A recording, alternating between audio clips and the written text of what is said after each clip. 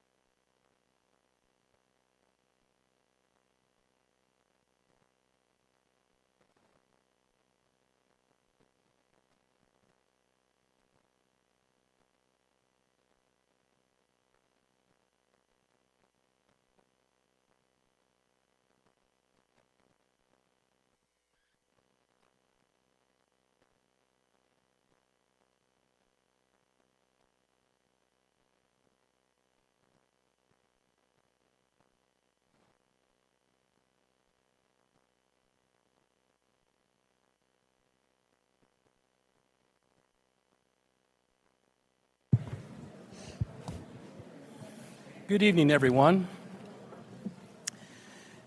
Thank you for joining us this evening and your interest in BISD. I hope you've enjoyed our student showcase tonight by the Belton New Tech at Wasco drone program. I don't know if there's any other programs around here, maybe in Round Rock, I understand, but we need to give them a round of applause.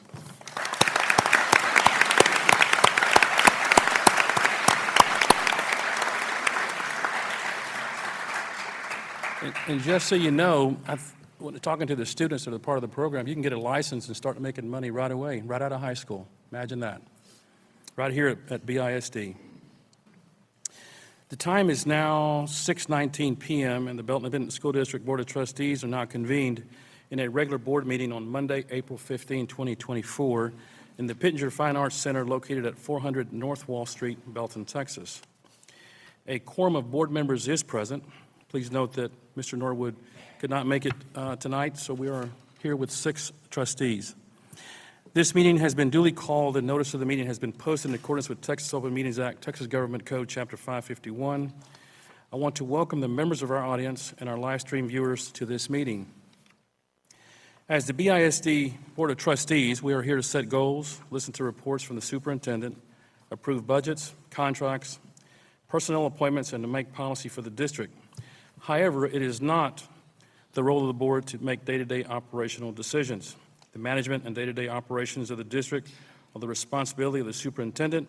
We have policies and procedures in place to resolve concerns and issues. This is a meeting of the Board of Trustees held in public. It is not a public meeting. Prior to this meeting, board members received information related to items on tonight's agenda. Agenda items may not necessarily be handled in the order listed on the notice. This meeting is open to all who wish to attend and hear the matters discussed. These proceedings are being live streamed on the district's YouTube channel, and a recording of the meeting will be available on the district's website in the days following tonight's meeting. For the video to adequately reflect proceedings, I respectfully ask that you please refrain from talking with others while others are speaking, and that cell phones are turned off or in the silent mode. Please rise for a moment of silent prayer or meditation.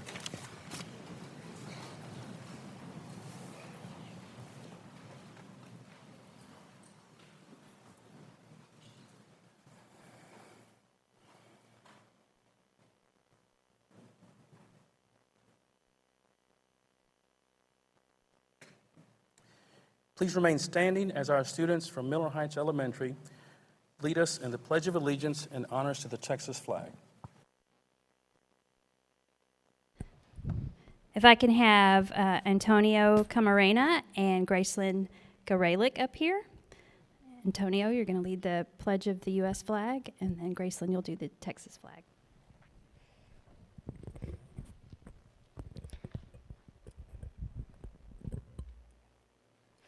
I pledge of allegiance to the flag of the United States of America and to the republic for which it stands, one nation, under God, indivisible, with liberty and justice for all.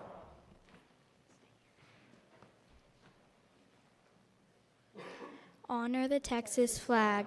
I pledge allegiance to the Texas, one state, under God, one and indivisible.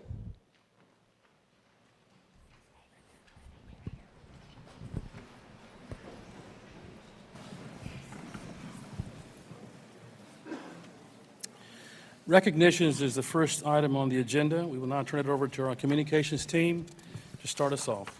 Board, I'm very excited tonight. We have more than 200 students and staff members with us this evening for recognitions.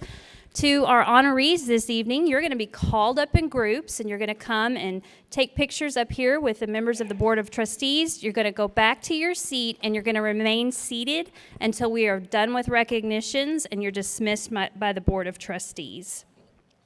So with that, our first recognition this evening is going to be our students from Miller Heights, Gracelyn and Antonio.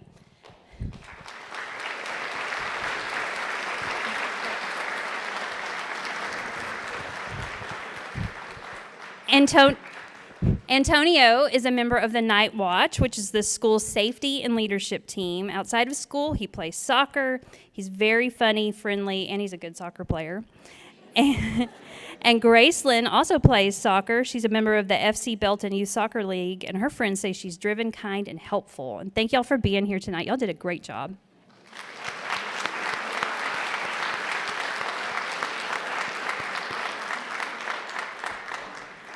Our next showcase is the Belton New Tech drone program. If those students can come up with their teachers. It's kind of already been said, but these students are earning certifications through their Intro to Unmanned Aviation course. Their teacher is Stephen Ticer, and we were really proud to have them with us this evening. They did a great job.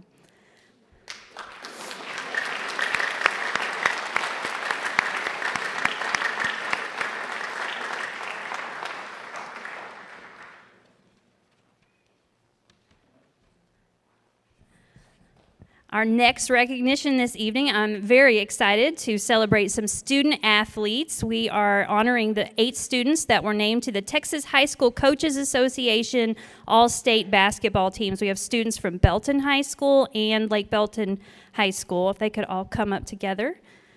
Going to take a picture.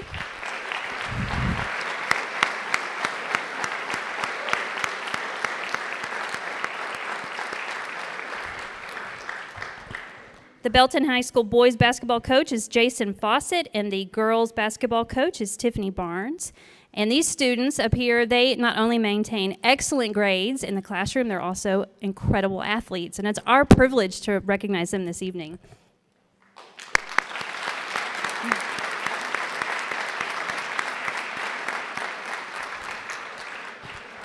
Our next recognition, I'm going to go kind of quick with this one. We were going to recognize sisters Sadasia Ellis and Skylar Ellis. They are also academic all-state basketball players, but they were unable to make it. But we want to give them a round of applause for being excellent.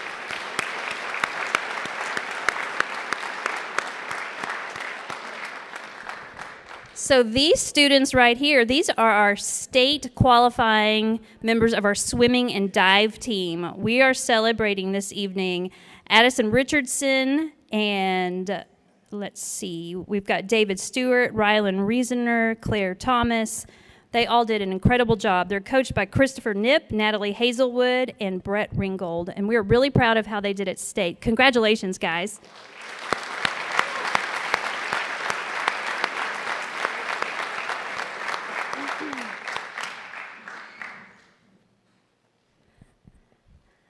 All right, our next set of recognitions are our students that qualified for the state powerlifting meet. We have students from Belton High School and Lake Belton High School.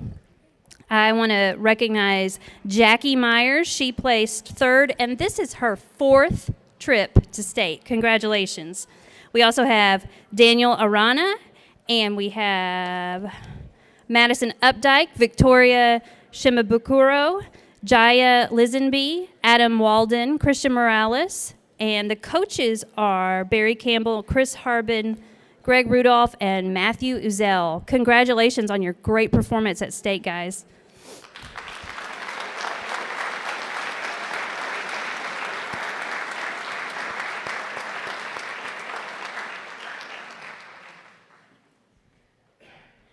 Our next recognition really speaks to the caliber of programs that we have here in Belton ISD. We are honoring 23 Belton High School students and 32 Lake Belton High School students that qualified for the state solo and ensemble competition. Up here we have our students from Belton High School. They are taught by Tanya Lavorne. Let's give them a round of applause.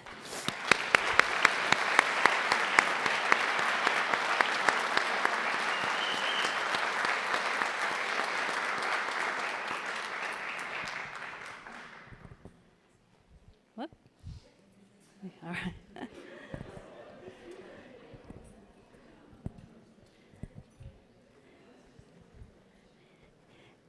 And Lake Belton High School solo and ensemble. State is coming up. It is May 25th. So I know they're working hard. Congratulations to these guys from Lake Belton High School. It's not easy.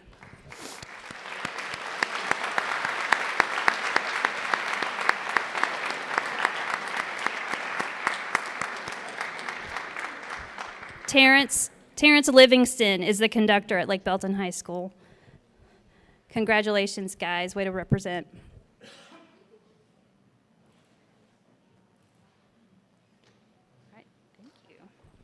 All right. Thank you, guys.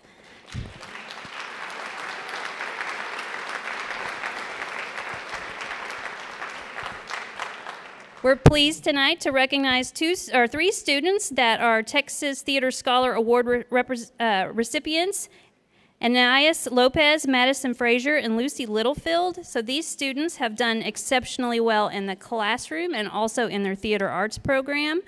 They are directed by Melissa Stuff.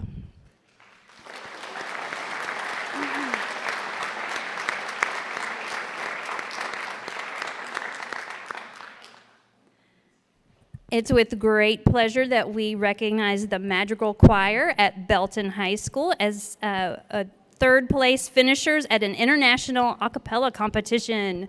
Congratulations, guys.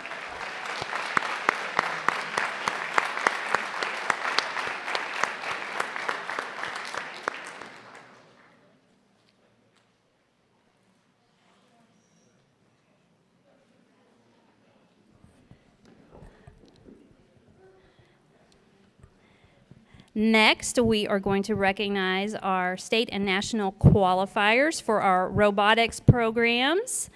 So representing Belton High School's team, we have Faith Perez, Leo Williamson, Eugene Garrett, Rihanna Rainwater, Vanessa Monroe, Sue Ellen Grant, and Trent Bowman, and their instructor is Pietro Gustino. They qualified through the VEX Region 4 UIL 5A Technology Student and State Championships. Congratulations, guys.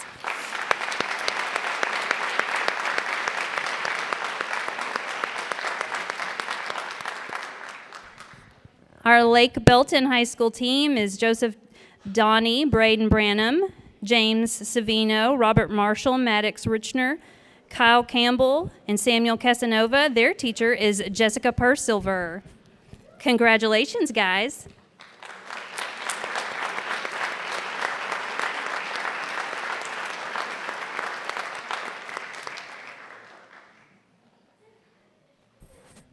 And now we have Belton New Tech at Wascow. We have Anshuman Adhikari, Asher Norvell, Nathan Gonzalez, Justin Sheepstra, Chinoso Igudu, Mekai Montez, Davin Thompson, Gaden Campbell, and Desmond Long, and their instructor is Stephen Tyser.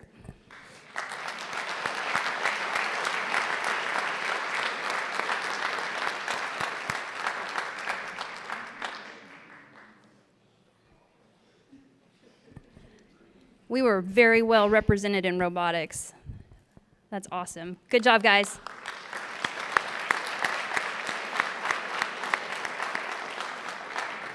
We have 37 students in total that we are celebrating this evening. They qualified for the State Business Professionals of America, or BPA, competition.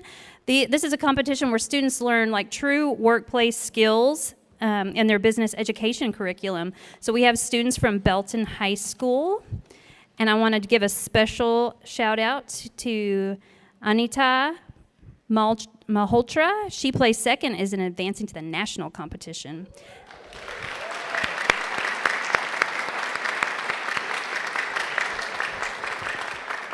Their teachers are Amanda Simpson and Kaiapo Cowan. And the BPA team from Lake Belton High School, their teacher is Megan Schick. Congratulations, guys.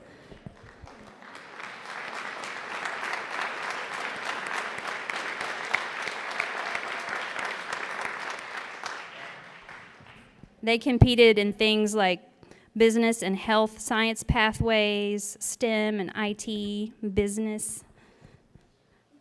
That sounds like great work skills. Congratulations.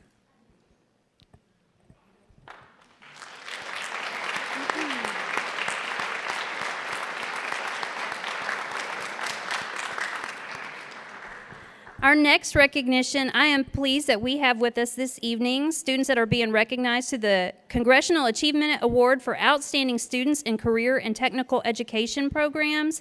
This program acknowledges students that have done a great job at pursuing career-focused skills. Lake Belton High School student Dakota Branch was crowned the winner of this competition. We also have Maverick Karanosis, Sydney Skaggs, Victoria Shimabukuru, Emma Salazar-Gonzalez, Samantha Rodriguez. Their teachers are Mark Fitzwater, Brandy Frieden, Melissa Fanning, Lori Hobbs, and Kimberly Williams. Congratulations.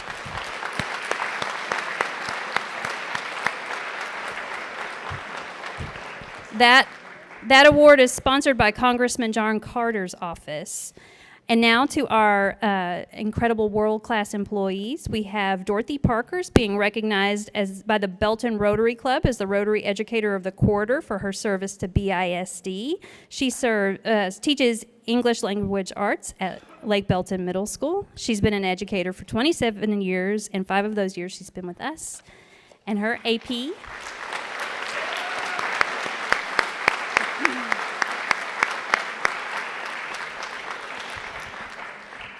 Her AP says the students are always so excited to come out of her class. They're always talking about what they're learning, and you can hear it in the hallways, and I think that's fantastic. The Temple Rotary Club of the Month is honoring Lindsay Klinchuk, the Educator of the Month of March. She's a 3rd grade math and science teacher at Tarver. Congratulations.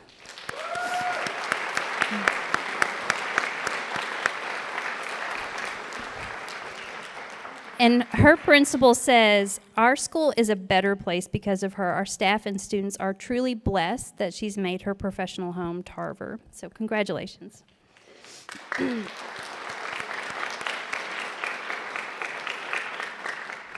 Our department showcase for this evening is our student services and safety and security teams. So first up is student services. They are led by Dr. Cassandra Spearman. They handle things, so many operational things like student transfer requests, student records, attendance interventions. They support our campus administrators. They really do an incredible amount of work behind the scenes, and we're very grateful for all that they do for Belton ISD. Congratulations, guys.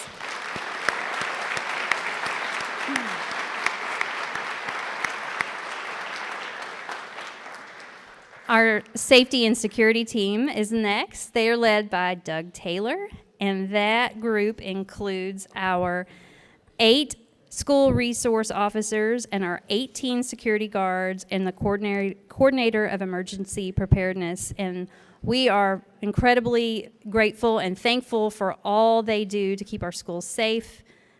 And we are better because they're here with us. So congratulations, guys. Thank you for being with us.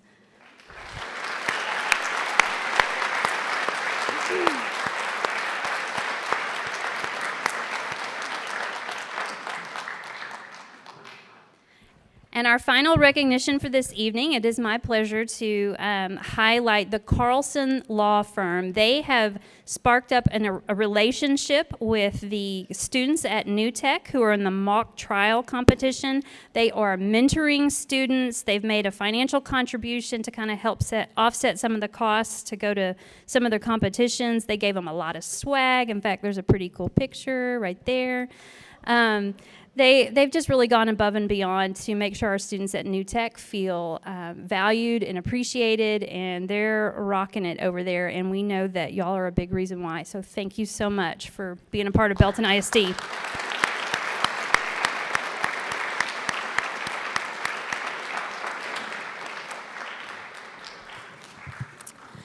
If we could please have another round of applause for all of our amazing students.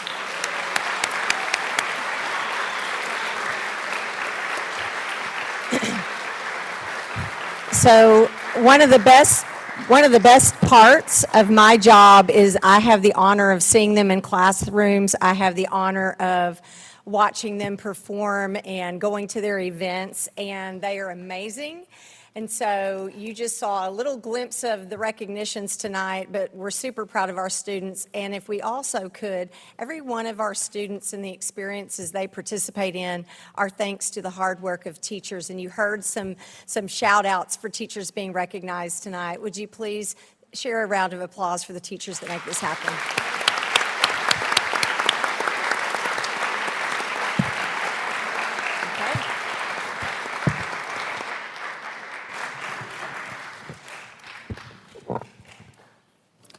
We're about to start the rest of the agenda, so if you want to hang around for about an hour and a half, you can stay, or you can exit now.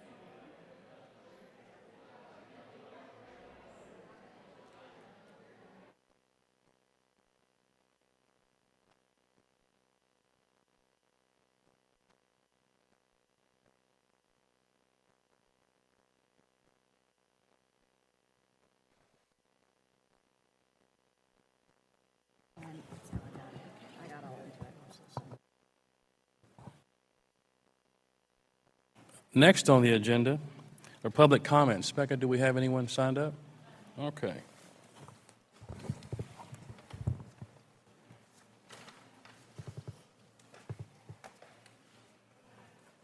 There being no public comments, we'll move on to item 4. Consider, discuss, and take appropriate action regarding the adoption of science instructional materials for the 2024-2025 school year. Yes, so Board, Gabby Nino, our Assistant Superintendent for Teaching and Learning, is here this evening. She and her team have led this process. Anytime State Board of Education issues a proclamation and new standards, then we go through an instructional materials review process. And Gabby's here to share a little bit about process and the materials we're adopting. Good evening, Board. Let me adjust. Sorry about that. we're going to visit just a little bit this evening, follow up to a previous conversation we had about science instructional materials that we are going to recommend this evening for adoption in relation to Proclamation 2024. Dr. Golden just described a bit what a proclamation is, but I just want to come back to, in any given school year, the state will proclaim that we need to adopt new resources in a specific subject area. And in Proclamation 2024, science instructional materials were a part of that, the subject that it was issued for. The 2024 means that that's the year that new materials will be implemented into classrooms. And so we've had a team led by Jackie Snow, our K-12 science coordinator, and she's done a fantastic job leading the team through phases of exploration of materials, beginning with an overview and training early in the fall, where she just kicked off the group, oriented them to the adoption process and guidelines that would inform the process, as well as digging into our new science standards that are being rolled out.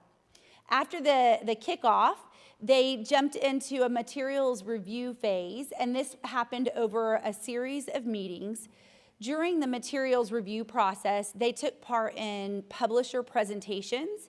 The publishers were recommended by the state. Our Region Center puts out recommendations, and then we have been able to dig in deeper with multiple publisher presentations. Each campus is represented so that a person from every campus is on the committee, and they will take information back to their campus to gain input to bring back to the committee. We've also had a publisher showcase where we had a window of time that materials were available for all community, for staff, for families to come and dig into the resources that we were considering. Our final phase in this process is coming to you all to make a recommendation. If you recall, I came previously just to describe the process to you all. At the same time, the committee was making final recommendations. Once a resource is selected, then we engage with the publisher around cost, pricing, and then we come back to you with a recommendation for the resources we actually want to adopt. Just as a reminder, that committee that's engaged in this work, it's been a big lift for them, but it is a very diverse group that represents all of our campuses. At the elementary level, we have over 20 teachers, we have 20 teachers on the committee.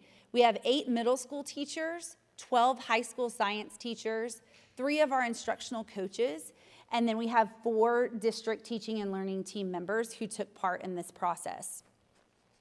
I do think it's important to share with you all the criteria that we held these resources up against. Some of them are a part of the proclamation process, including the alignment to our state standards and our policy that guides us in selection of resources.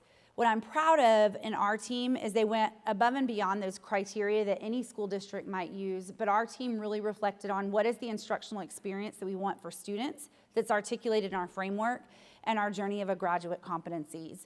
And their recommendations really are aligned to that, that the resources we choose will give students a deep hands-on experience with science phenomenon, as I've mentioned in our previous conversation. So I am proud that they've put our students and our guiding beliefs at the center of this decision. The committee has made a recommendation that we adopt science STEM scopes as our primary resource. And what you see on this visualization is by subject, the resource title that we're recommending, as well as the publisher. In K-8 science, as well as biology, chemistry, and physics, we are recommending STEM scopes as our adoption. In IPC, environmental systems, and then our AP courses that are also adopted, you'll see individual publishers there. STEM Scopes is our largest publisher adoption because it expands K through 8. So I make this recommendation to you all this evening for these instructional resources, and I'm happy to answer any questions that you all have. Board, any questions for Gabby? Chris? Yeah, thank you for this. I know when the material came out, I was wearing my parent hat, and so I did surf through some of these links and take a look at it. Just out of curiosity, I know we had the committee there, but we also had this open for the community for input. Do you have any idea, just order of magnitude, like how many people from the community actually commented, or just give me some idea of what that looked like? Yeah, I'll be honest, we did not have a number of people engage in the process. And when I came to you all at our last meeting, you all asked, like, how are we making sure that we are making this widespread to our community as well? So went back with our team and planned some additional action to take. After that meeting, we sent an additional push through our campus newsletters as well as on our district website to expand the opportunity to provide feedback and put virtual access as well. And we did not have community members engage in that process. So Gabby, they could look at it online, but also come into the office and see it? Yes, we had an area set up where all of the materials stayed on display so that anybody could come in, and we had a team prepared to walk them through any of the resources. And we'll continue to have them available, our instructional materials, when they're adopted. We will make them available for community members and families to view as well. Anyone else? Okay. Do we have a motion to adopt the science instructional materials for the 2024-2025 school year as presented? Mr. Preston? Ms. Bass? All right, that takes two. All right, all in favor, please raise your hand. Passes 6-0. Thank you all. Thank you, Gabby. That concludes our action items this evening. Next on the agenda is reports. Dr. Golden? Yes, we're going to invite Hudson Huff up to the mic. Hudson is with Zonda Education, and he is here this evening to provide our spring demographic report. Good evening, members of the board. Dr. Golden, thank you for having me today. Happy to be here in Belton and go over your spring report. So with that said, I'll kick it off. We'll talk just generally really quick, talk about a little bit of the demographic numbers as to what's happening within the overall population of Belton ISD. So you can see there's a couple numbers here referenced on this. There's an overall reference of 67,850, approximate number related to the population as of 2023. You can see that you've got an approximate about 24,000 households in total. And so when you break that down, that takes you to a household count of about 2.7. Median age within the overall population is a little over 36 years of age. Median household income is around 80,000. You can also see just in there a overall generational breakdown to see the various different generational groups that are within the district. You can see the highest number is actually your Gen Z population within the district, and that's actually followed by your millennials. You can also see just in the far right graphic up towards the top, you can see that as of about the 2020 census, you were approximately about 64,000 residents, and that has increased over the last several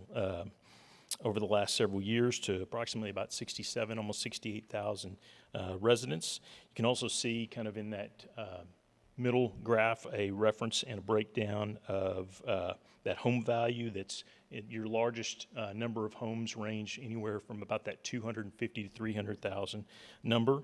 And then the only other thing that I would point out as we talk about demographics and have been reporting all the housing activity, you have over 50% of the overall number of homes that have been built within the district has actually been done over the last 20 years. So just a snapshot referencing that in general.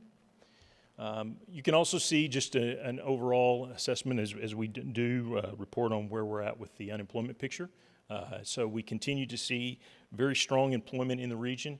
We have seen a little bit of an uptick in the unemployment figure, and just in the last several months, you've heard things in the tech sector have slowed down just a little bit. But overall, when you look at the big picture of things, we still live in a very strong economy and have a very, very strong job market that is ultimately supporting the housing activity that's taking place in the region.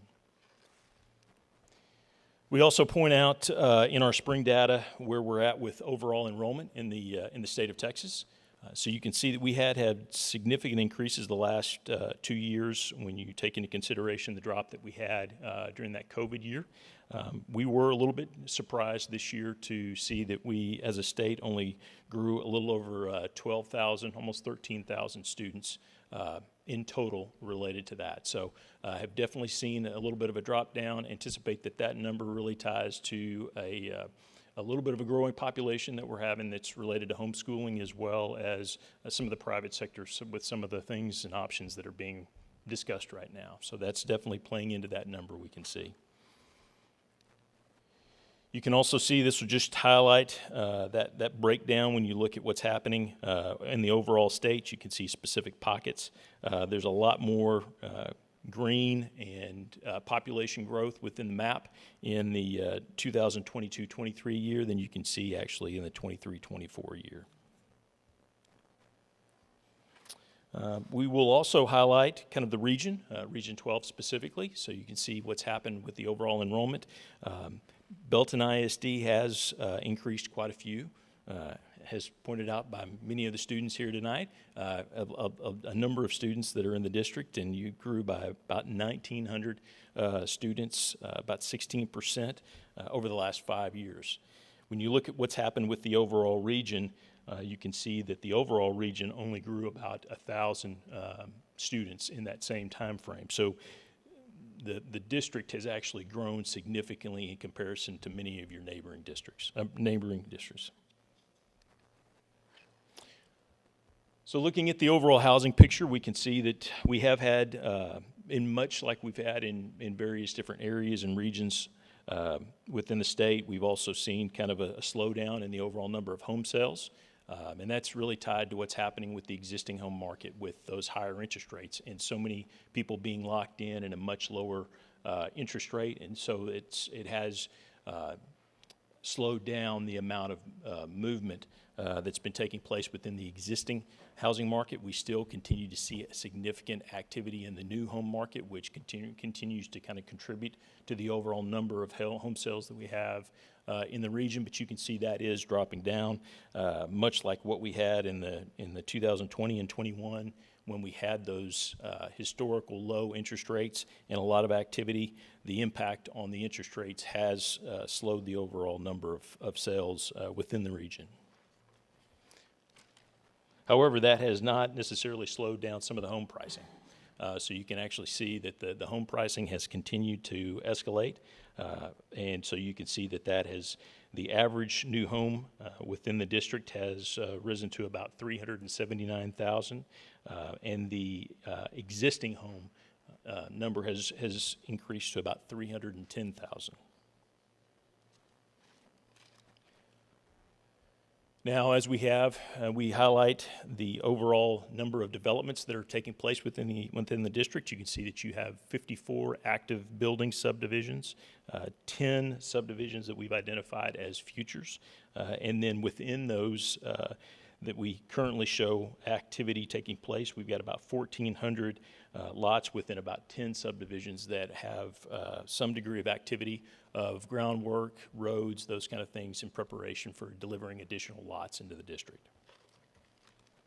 So we'll take you through just a few of those as we go through this. North Point, that's in the Burrell attendant zone, you can see that there are about 685 total lots within that development. There are 325 of those vacant developed lots that are ready to be built on. Currently, they are building about 32 homes right now, and we do see that they have about 74 of those homes that are currently occupied.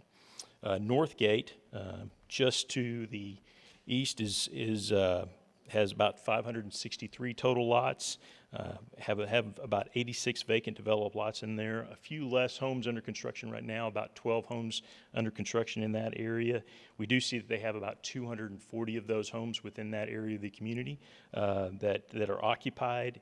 And then when we do a yield analysis of how many students are coming out of that development, we see that we have a yield of about 0.85. So not quite one for every student that's in every house, but that's awfully close.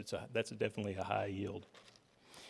Just to the south, we actually have Mesa Ridge that has 425 total lots in it. Again, shows that we do have home construction activity taking place. They're currently building about 15 homes within that overall development right now.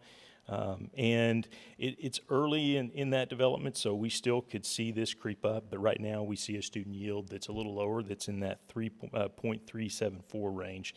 Again, it's still fairly early and still anticipate quite a few lots being delivered and a number of families moving into that area. Then we've also got a very small development that we reference as 1930 North P Ridge Road. That's got about 15 lots that'll be townhome lots within that development there. And anticipating that that's going to begin as a part of the work that's taking place this spring. You'll also see this is in the Tarver Attendance Zone Westfield development, a fairly large development that has 1,100 total lots within it. They've got about 85 vacant developed lots, 14 homes that are currently under construction right now within that development. And again, 852 of those homes are currently occupied. So 2/3, three-quarters of that development is built out, and we do see a yield within that of about 0.543. So then we get to Lake Point Terrace, and again, this is in that Tarver Attendance Zone area, 686 total lots. They have a number of homes currently under construction, 26 homes shown to be under construction currently right now. And then again, when I reference the yield, we have 0.718. That's related to a large percentage of those homes being occupied, about 588 of that 686 that are currently occupied right now. And then we have Fresh Meadows. This is in the Pirtle Attendance Zone, 263 total lots within that. This is a unique area of the residential market. This is the rent-to-own, rental, single-family product that's out there now. It will rent for in range of about $2,045 a month to about $2,395 per month. So that is something that we're seeing out in various different markets within the state of Texas. We have not seen a great amount of data related to the overall yield, but we do anticipate that younger families will be interested in those, because when you look at what's involved and required related to down payments and some of the costs that are out there right now, you can at least get into that type of a product in a community for a little bit less up front. So we anticipate that's going to be very attractive and could create some high yield in the next several years. And then we also see this Hills of Westwood that is 1,128 total lots. We do have about 464 future lots within that development. 38 vacant developed lots currently right now, and has about 7 homes that are under construction. And again, a yield of about 0.511 reference for that community. So then we go into the Hubbard Branch Attendance Zone area, and so you can see that there are the Skyview Edition has 196 total vacant lots within that, and again anticipate some home building starting this spring related to activity that should be taking place. You can see that by the satellite view. Many of the roads are going in, utilities in preparation for those new homes that are going to be built in the community. And then there's also the Hubbard Branch development that has the 500 total lots. We show that those have about 154 homes within that overall development currently occupied. It does have a yield of 0.44, anticipating that they're building about 50 to 60 homes within that development per year currently right now.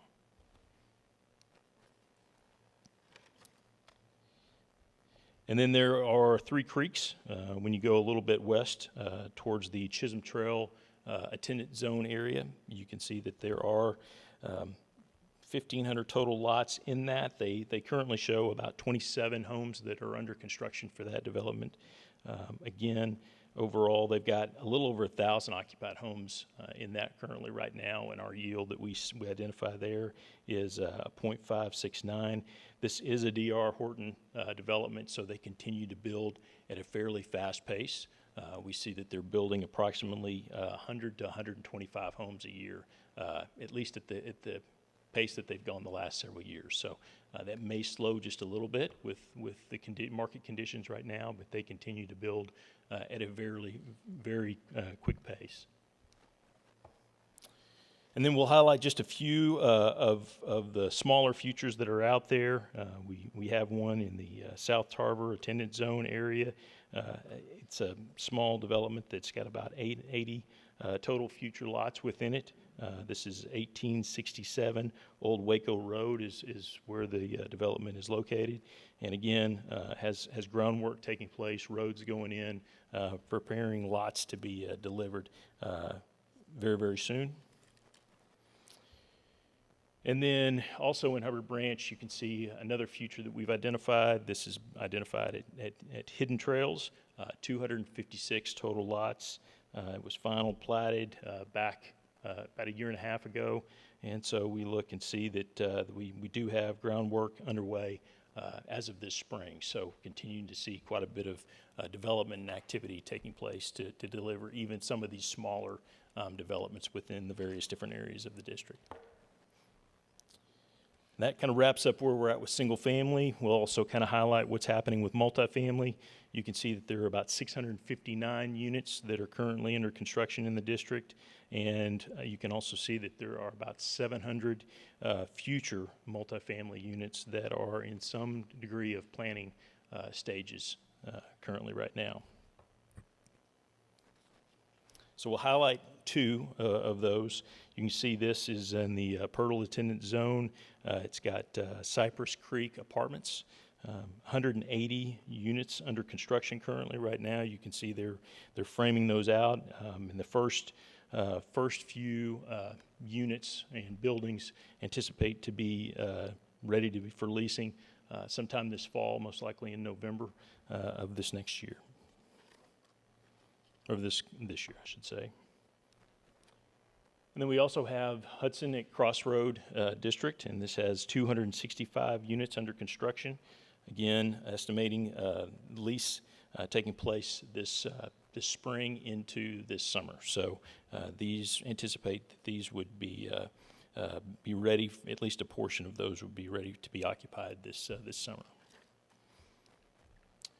And then we'll go back and just do a quick revisit of what we reviewed with the district when we looked at the numbers in the fall. So you can see kind of your overall enrollment change. And again, I would highlight that you had 164 additional students from the previous school year. And the one thing that we could say is when you look at the overall number, and we've seen the growth that's taken place within the district, when you look at what's happening in your kindergarten all the way through your 9th grade levels, and you look at that cohort growth, all of those numbers in this current year are all above 1. So that's telling you that we're continuing to see growth at all levels and pointing to only having more growth in the near future.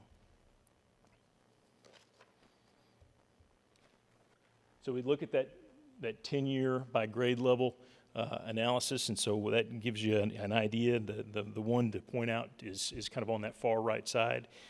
We do anticipate, because of market conditions being what they are, that things are slowing. Again, you're seeing that with some of the numbers related to the existing home market and the overall number of home sales.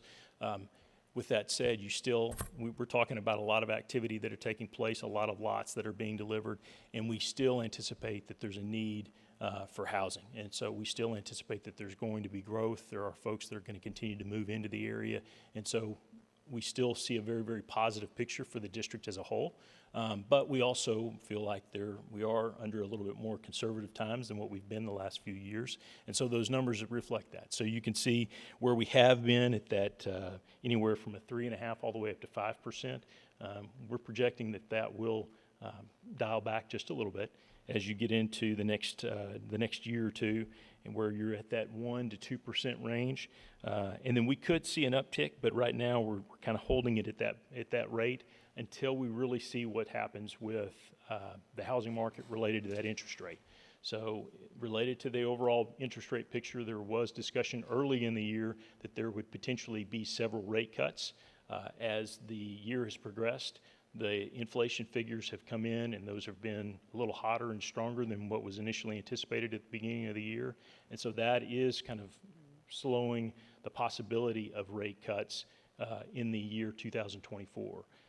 Our chief economist that works for Zonda has shared with the team that she's anticipating that we may get one cut towards the end of the year, but that most likely is going to relate to potential cuts that may take place in 2025. So you're seeing that, hearing that now with more regularity, and so that we would see that would probably be the case unless something changes, and hopefully nothing drastic changes that causes anything that has to shift that much at this time. So then we'll take a look at your by campus number related to what those overall numbers mean related to your elementary numbers. Overall, with the opening of Burrell, you can see that has put you in a very, very strong position related to your enrollment compared to your capacity. So taking that into consideration, the only campus that potentially could see some challenges several years from now would be Chisholm Trail Elementary with the boundaries and things that are currently in place. When you get to the middle school picture, you can see that there are some challenges that exist for the North Belton Middle School campus. But that is the only one. Overall, the district still has a lot of capacity at the middle school level when you look at the overall number. And then again, at the high school level, you are in good shape related to where you're at with enrollment compared to capacity, and with the knowledge that there are some challenges when we look 4 or 5 years out, when you take into consideration what Lake Belton High School's numbers potentially could be in those specific years.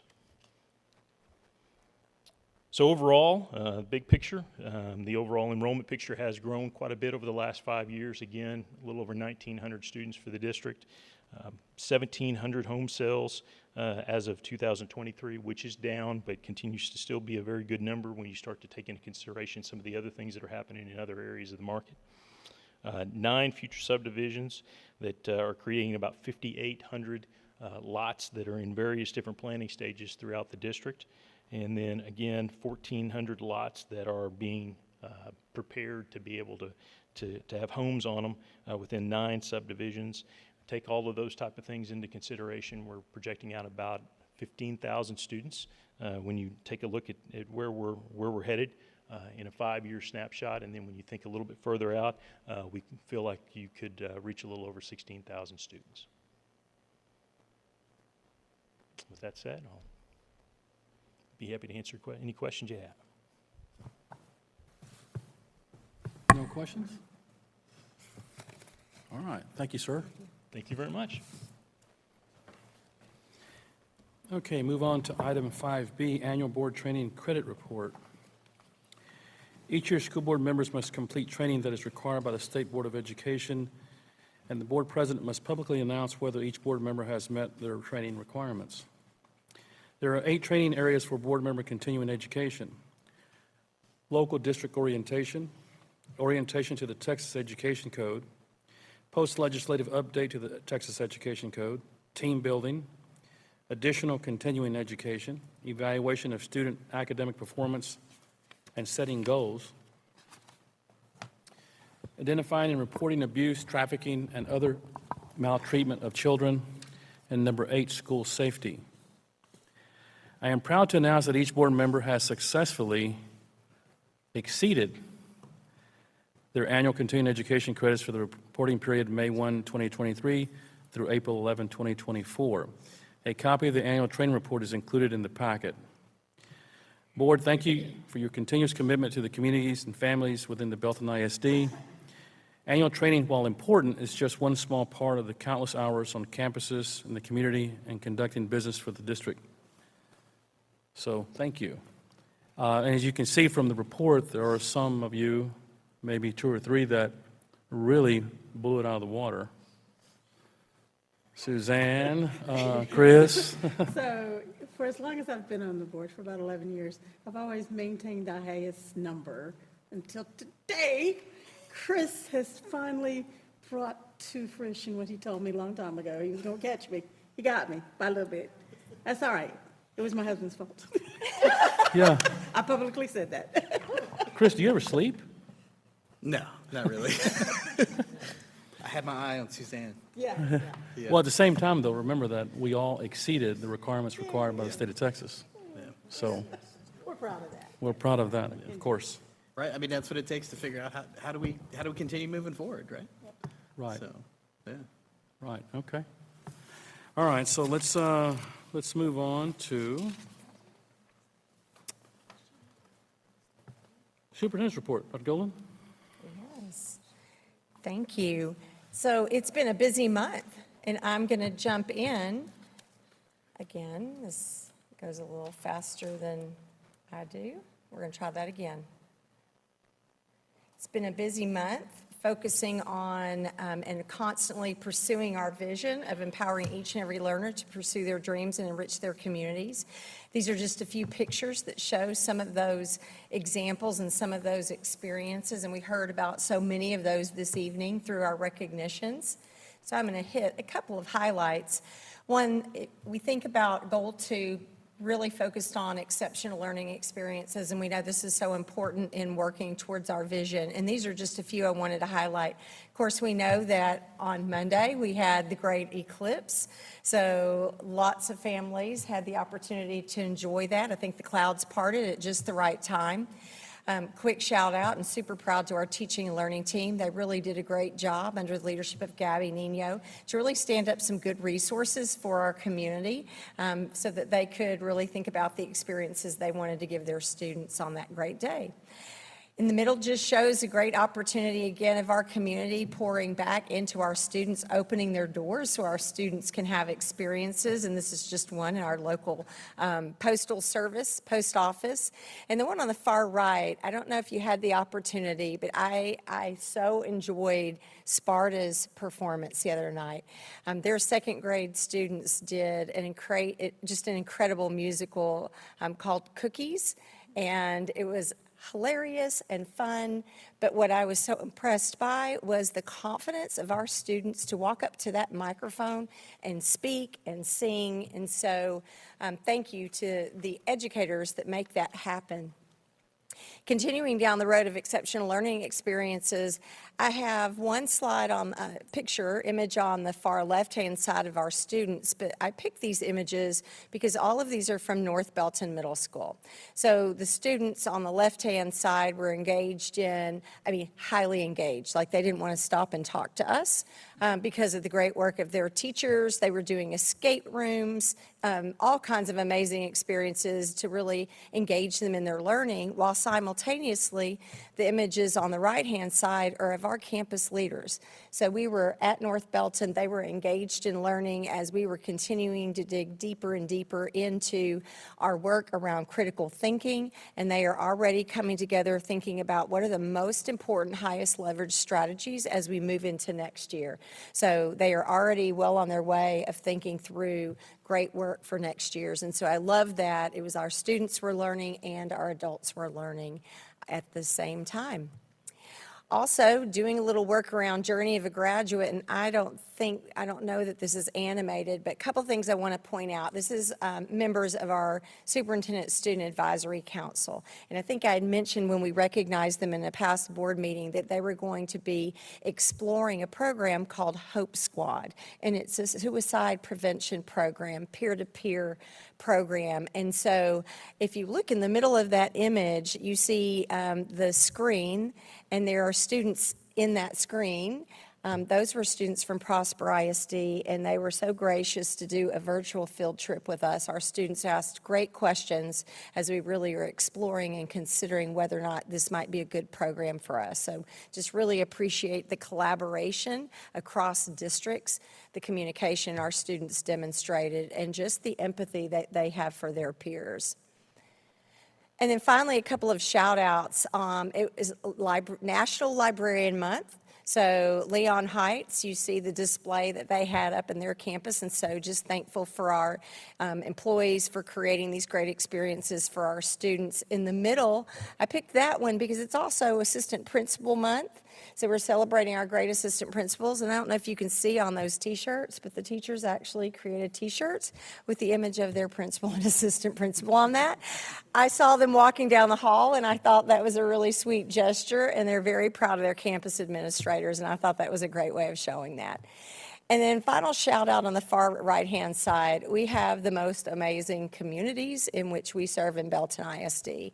And these are just images from a recent meeting where we have individuals that have come together in our Financial Ambassadors program, and they give of their time to come and learn from our team around Texas school finance and particularly the implications for Belton. So just greatly appreciated. I know, Chris, you were there, and community members, and many of these volunteer on long-range facilities planning teams, like very involved, and we're just looking to continue to grow that. And so with that, just my final remarks. We spent a lot of time on, you like that picture? A lot of time really talking budget in the last 2 weeks. We started in our workshop with you, our board. We finished our sessions going to each campus and department, talking about Texas school finance and implications for Belton ISD. Our teams have been working on looking for efficiencies in our budgets, strategies for improving our budget outlook, and so just super proud of our teams coming together. And so with that, that's what we've been doing over the last month.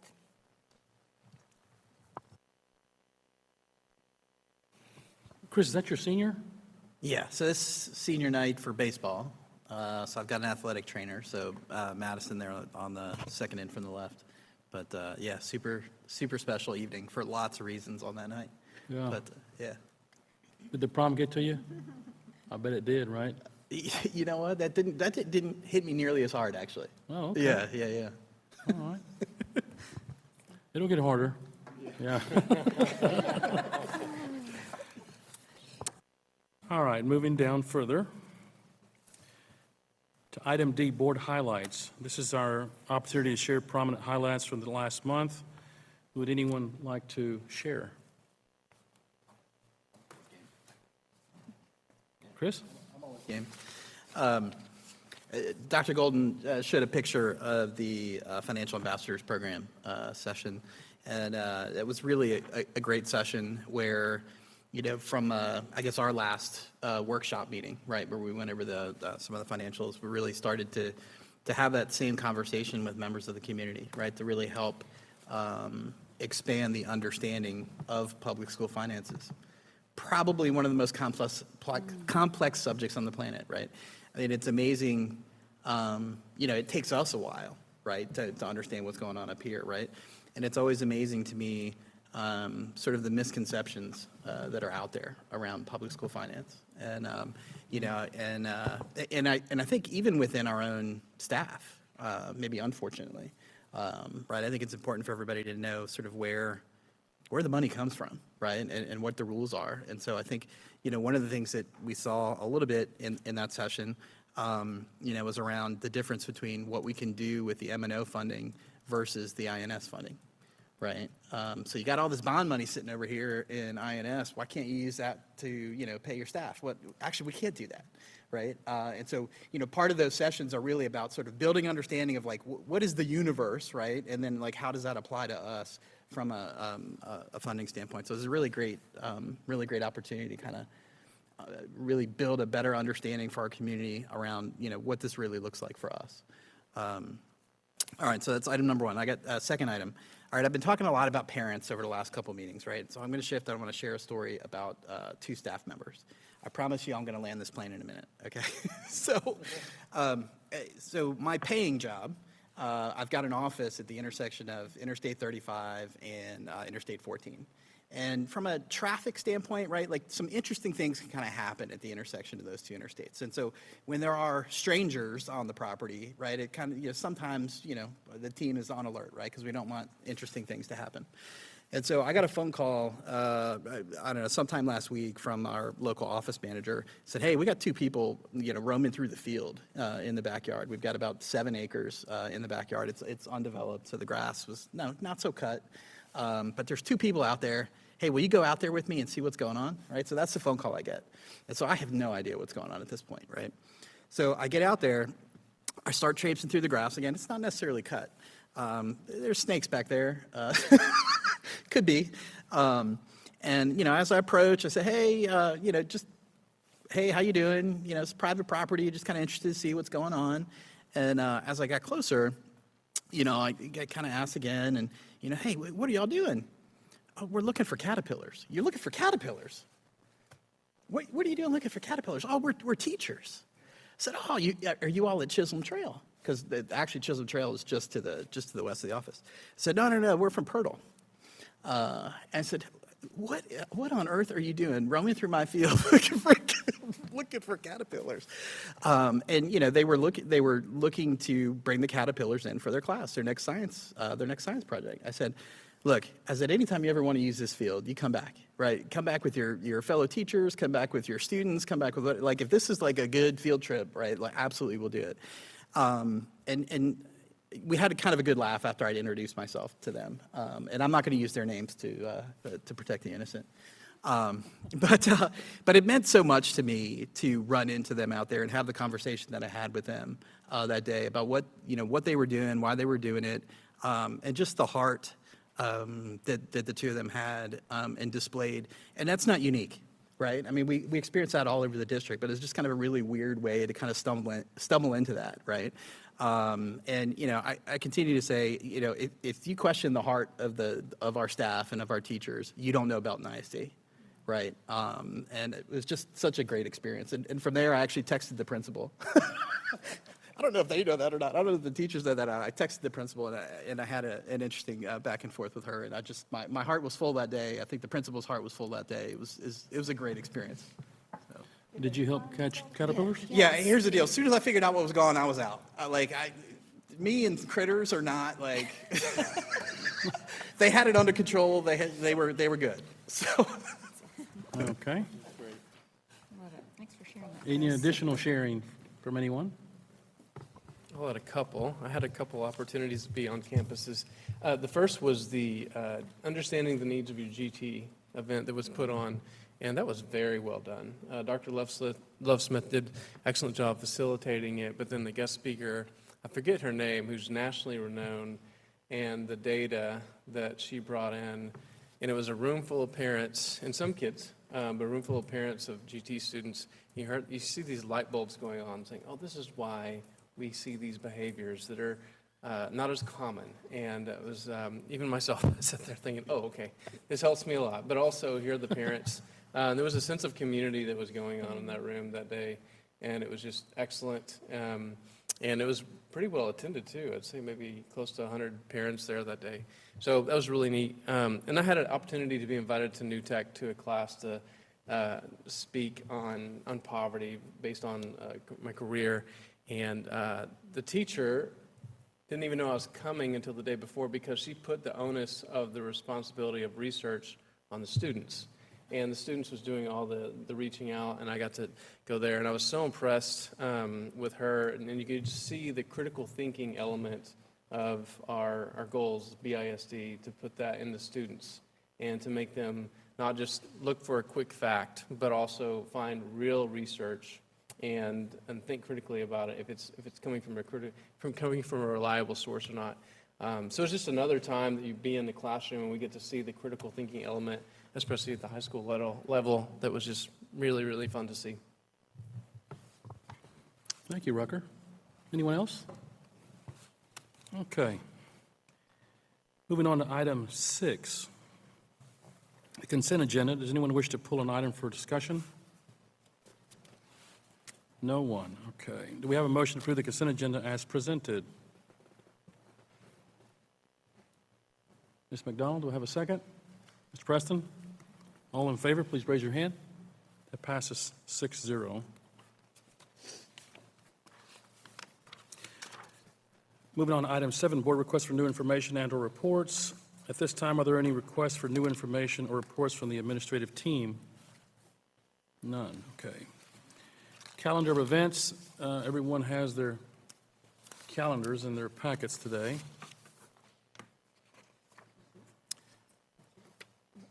Okay, I don't think I need to remind everyone about the events, it's on the calendar, all right? Everyone has one. Public comments on non-agenda items, none, okay. There being no public comments regarding non-agenda items, we move on to item 10, closed session. The time is now 7:28 p.m. The board will now go into closed session for student disciplinary matter, Texas Government Code Section 551.082, personnel, Texas Government Code Section 551.074, and consultation with attorney, Texas Government Code Section 551.071.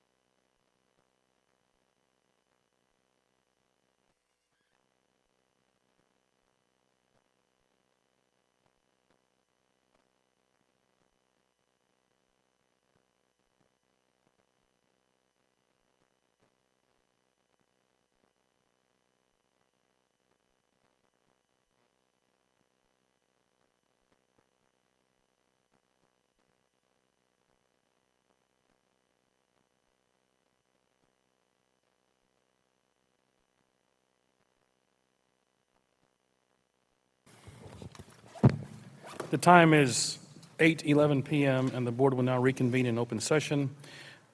All action items, reports, and consent items for this meeting have been addressed. There being no further business, this meeting is adjourned at 8:11.